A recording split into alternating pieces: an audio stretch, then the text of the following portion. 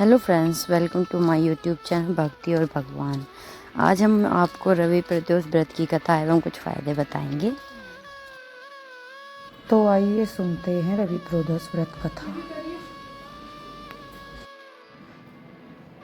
प्रदोष व्रत भगवान शिव को समर्पित एवं पवित्र उपासक है जो हर महीने की त्रयोदशी तिथि को मनाया जाता है। जब यह व्रत रविवार को पड़ता है तो इसी रवि प्रदोष व्रत कहते हैं, जिसका महत्व और भी बढ़ जाता है। यह पर्व एवं केवल भक्ति और श्रद्धा का प्रतीक है, बल्कि जीवन में यश, स्वस्थ एवं समृद्धि की कामना को भी पूर्ण करता है। इस दिन भगवान शिव के साथ साथ सूर्यदेव की पूजा से विशेष फल प्राप्त होता है।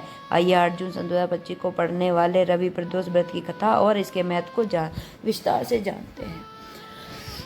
कई साल पहले एक छोटे से गांव में एक गरीब ब्राह्मण परिवार रहता था। ब्राह्मण की पत्नी अत्यंत धार्मिक थी और हर त्रयोदशी को व्रत करती थी। उनका एकमात्र बेटा और नेक दिल था। एक दिन गंगा स्नान के लिए निकला।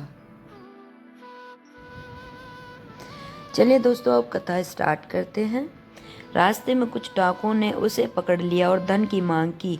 मासूम बालक ने सच्चाई से कहा कि उसके पास कोई धन नहीं है, केवल माँ द्वारा ही दी गई रोटियों की पोटली है। उसकी सादगी और गरीबी देखकर डाकुओं का मन पिघल गया और वे उसे छोड़कर चले गए। लेकिन किस्मत ने उस बालक के साथ फिर मजाक किया। एक बरगद के पेड़ के नीचे विश्राम करते समय सिपाहियों ने उसे चोर समझकर पकड़ लिया और राजा के सामने पेश किया। बिना किसी सबूत के उसे जेल में डाल दिया गया। इधर माँ अपने बेटे की चिंता में डूबी थी। अगले दिन रवि प्रदोष व्रत था और इसने पूरे विधान के साथ भगवान शिव की पूजा की। अपने बेटे की सलामती की प्रार्थना करते हुए उस रात भगवान शिव ने राजा को सपने में दर्शन दिए और कहा कि बालक निर्दोष है, उसे तुरंत रिहा करो वरना राज्य को भारी नुकसान होगा। सुबह राजा ने बालक को आज़ाद कर दिया। बालक ने अपनी कहानी सुनाई, जिससे राजा बहुत प्रभावित हुआ। उसने ब्राह्मण दंपति को बुलाकर सम्मानित किया और उन्हें 5 गांव दान में दिए। इस तरह भगवान शिव की कृपा से उनका जीवन खुशहाल हो गया।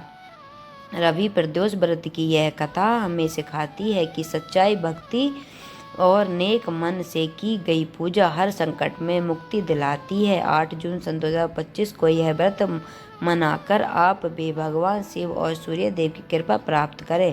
संकेत है, इन दिन स्नान, पूजा और दान के साथ व्रत करें और अपने परिवार के लिए सुख शांति की प्रार्थना करें।